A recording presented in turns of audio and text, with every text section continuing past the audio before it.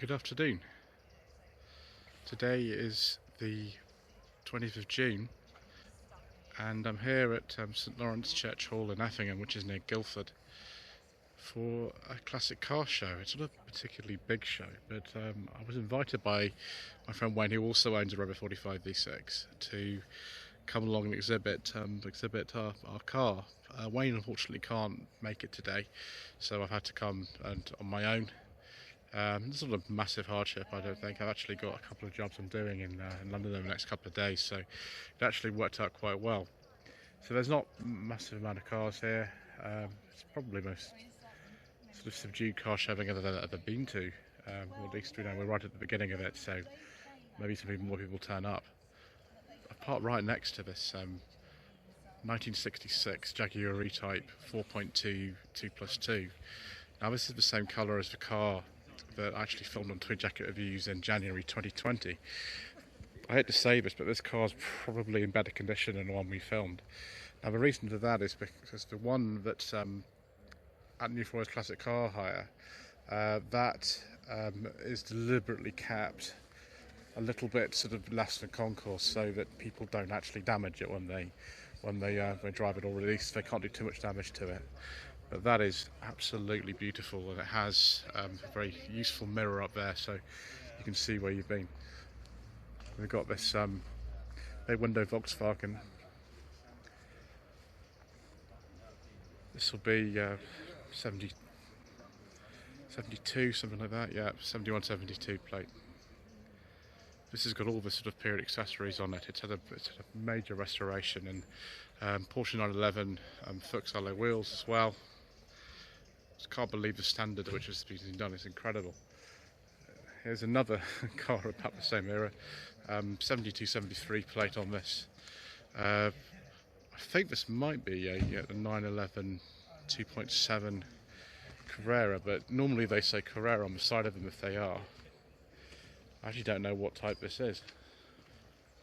It's a little ducktail like the 2.7. Oh, it's a Carrera RSR. I've never heard of those. I'm not really good on Porsche's viewers, I'm afraid. So yeah, so I'll just have to excuse my ignorance. Obviously these are the Slightly Shambolic Shuffles, and things do go wrong, fall over, and get things wrong and all that kind of stuff, and get interrupted by people. And yes, well, there we go. This is a 1998 Morgan 444. I think that's a 5-speed Ford gearbox in there. I don't know what those stalks are off. They look really, really familiar, but I can't honestly say.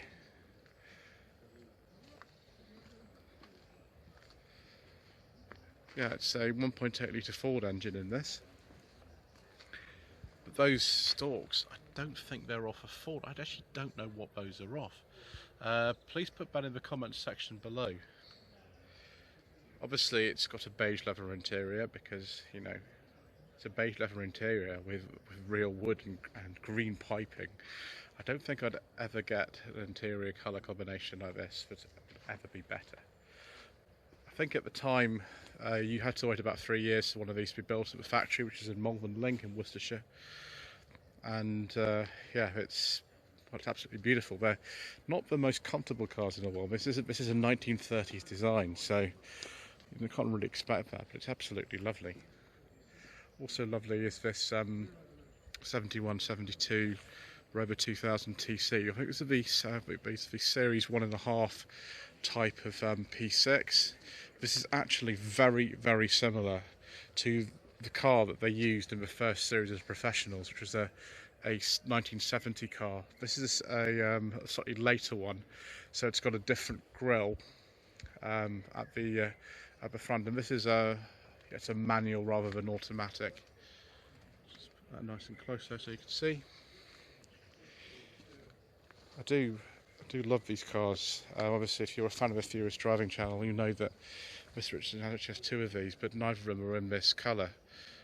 It's really extraordinary. It's very beautiful. Is it a beige leather interior as well? Yeah.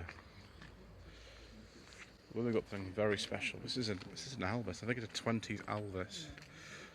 Alvis was a very innovative company at the time, and I think they made a front-wheel drive car in 1928, way before Citroën did, which is rather nice.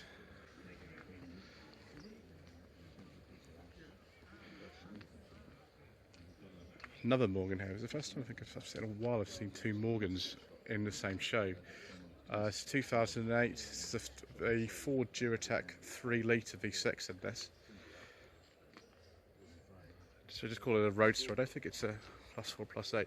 That's those funny indicator stalks again and wiper stalks. But again, you know, absolutely wonderful, hand finished, ash frame. Just this sort of car which I'm amazed they've kept making these as long as they have. Something very different. This is a 1966 Chevrolet Chevelle, Impala, sorry. Impala SS. I thought it was a Chevelle on the front of it. Oh well. Somebody's very kindly left the window open for me. Pillarless coupe. Very happy little chappy in the back. Lots and lots and lots of space. I mean, it's in absolutely perfect condition. This absolutely perfect. I think those are aerials rather than just little things to help you park. I mean, you do need all the help you can get. Yeah, but Impala SS from 1966. Just a huge big car. SS, of course, stands for Super Sport. It does look very sporty, but presumably 327 is the size of the V8 that's in this.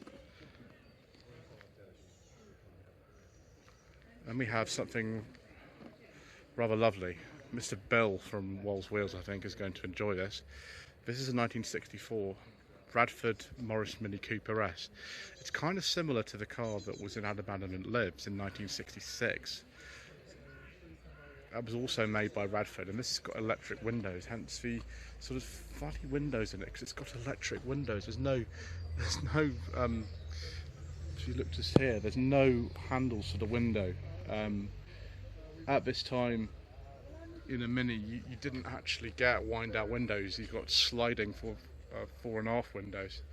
Still got the funny door handles though, just like a house door. Loads of sort of little details on this. I don't think it has a reversing light because I don't think they were required at the time. I don't think you need them. But yes, they're very rare. These have the same owner, I think, for about 35 years. This little car. So that's it's beautiful. Most of them, I don't want to give us the cars beyond beautiful. I think this is a genuine AC Cobra. That's a 1963 plate, and it does look like one. Obviously, there are so many replicas out there. No, it's not. It can't be. It can't be a genuine. Look at those stalks. Those are suspiciously like Ford stalks. It's very easy to be fooled by replicas because of the quality of them. Yeah, look at those. You've got fog and reversing lights at the back and things like that. There's so many replicas out there, and the interior door handles and things like that. It's absolutely beautiful. It's a very valuable car, even though it's not a real Cobra. That is a lovely car, and of course it's dark green and a beige leather interior, so it can definitely stay. Jaguar Mark II. What engine's in this? It does actually say at the front. 3.4 litre, sort of mid-range one. I presume this will be an early one. It's pre-suffix number plate, so it'll be about 1960, I should think, one of these. Someone's very wisely fitted rear seat belts in it. Manual gearbox.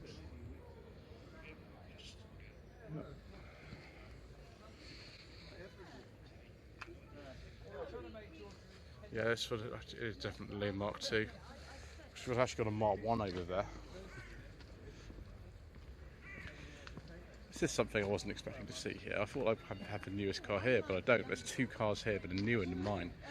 This is a 2006 Maserati Quattroporte with, I think those brakes are actually the same as you can put on a Alfa 166. Spirit GT trim. I don't really know much about these, to be honest. I generally Clarkson drove one on Top Gear many years ago. This could actually have been owned by Maserati UK themselves. I think their press cars were actually on Reading plates, which this is. It's a very nice colour. I do think the shape has aged reasonably well on these. Next one here is, this is a Jaguar Mark 1. You can actually see that it looks a little bit different from the Mark 2. It's also a 3.4 litre, this one. At the time, the 3.4 was the top of the range Mark 1. It's also extremely nice. There's a little crack in the window so we can just have a little look at the interior there. There we go. Look at all that wood. It's so 50s to have all that wood on the dashboard like that. And also the Mark 1s have a different steering wheel. It's very nice. It's going to be all autofocus. There we go. Next you've got a couple of cars from Austin or Austin Healey. This is an Austin 7. I think it's a Ruby, so it's quite a late one, and this I think was the more luxurious one. Maybe it's not an Austin 7. It's got 2 doors. It might be a different model. I'm not actually sure what this is then, if it's got these doors, because I don't think the 7s had 2 doors like this. Yeah, I don't know what model it is. It'll be late 30s. I know what this is though. This is an Austin Healey 3000 from 1964. This is actually a Mark III. I think the Mark IIIs were the last type of these that they actually made. It went out of production in 1968 in favour of the MGC. Apparently these are a little bit of a handful to drive. I've never actually tried myself. I was offered one of these when we were offered the E-Type, but it is rather nice. It's very nice indeed. Yeah, please someone to put the Mark III on there. There's another car here that I confess I really don't know much about. I know it's 1930s Riley. Apart from that, I don't really know. I don't think it's a Castrol because that was a sort of hard top. This is a soft top. It's 4-door though, like a 4-door, four-door, 4-seater Tourer. It is very pretty. And last of here, this is a 1968 or 69 Jensen Interceptor. I think this is a Mark II Interceptor. Oh, and it's got a beige leather interior. I do like a nice beige leather interior, viewers. There was a very early one of these in the Champions in 1967. This is, I think, a slightly later on. I think this is a Mark II. Wonderful original sticker there, built and serviced by the Jensen Car Company in West Bromwich, sadly no longer with us. I think this is the same type of Interceptor that was in the Protectors in 1972. That was, I think, a 70 car. It was on a J plate. So this isn't too far off. But look at this interior. It's just beautiful. Prices of these cars have gone up a fair bit quite recently, and I think I understand why. Right, well that's the end of that. Unlike the last shows I've been to, there's no massively long videos to make today. So thank you ever so much indeed once again for watching. Please don't forget to subscribe to the channel. Please don't forget to like this video and leave a comment below. I think I'll return to my car.